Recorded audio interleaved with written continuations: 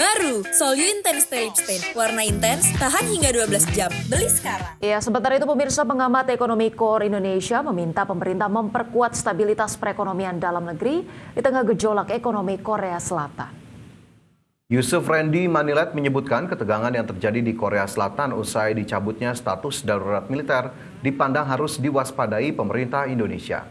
Pasalnya, meskipun tak langsung berdampak besar terhadap perekonomian Indonesia, dinamika politik Korea Selatan bisa mempengaruhi perdagangan Indonesia-Korea Selatan.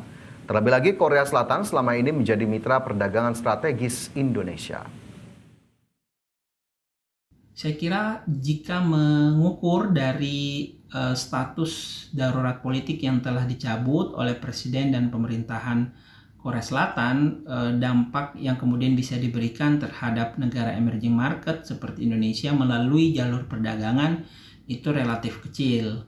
Memang sebelumnya ada kekhawatiran dengan adanya status darurat politik, maka ini akan mempengaruhi hubungan perdagangan antara Indonesia dan Korea Selatan. Namun kalau kita perhatikan saat ini statusnya sudah lebih jelas dan saya kira kekhawatiran yang sebelumnya sempat muncul. Itu dia ya, rasanya bukan hanya Indonesia tapi mungkin seluruh negara di kawasan Asia Timur juga mulai berwaspada karena mengingat secara hubungan perdagangan sendiri kita dan Korea Selatan cukup erat begitu, jangan sampai mengganggu kegiatan ekspor impor, ditambah lagi juga posisi kita kalau misalnya ketegangan geopolitik meningkat di Asia Timur terkait dengan posisi kita di laut China Selatan gitu ya, jangan sampai menjadi bermasalah juga ke depannya gitu. Ya, ini kita harapkan juga tidak kemudian semakin membesar, jadi memang harus segera diselesaikan dari pemerintahan Korea Selatan sendiri begitu ya. Meskipun kita tahu saat ini justru ada usulan untuk pemakzulan Presiden Korea Selatan Yoon Suk Yeol begitu ya, akibat tadi penerapan darurat status militer yang memang sudah dicabut hanya diberlakukan beberapa jam saja, tapi ternyata ini menimbulkan gejolak yang luar biasa dan kita harapkan benar tadi pemerintah Indonesia harus memitigasi hal ini agar kemudian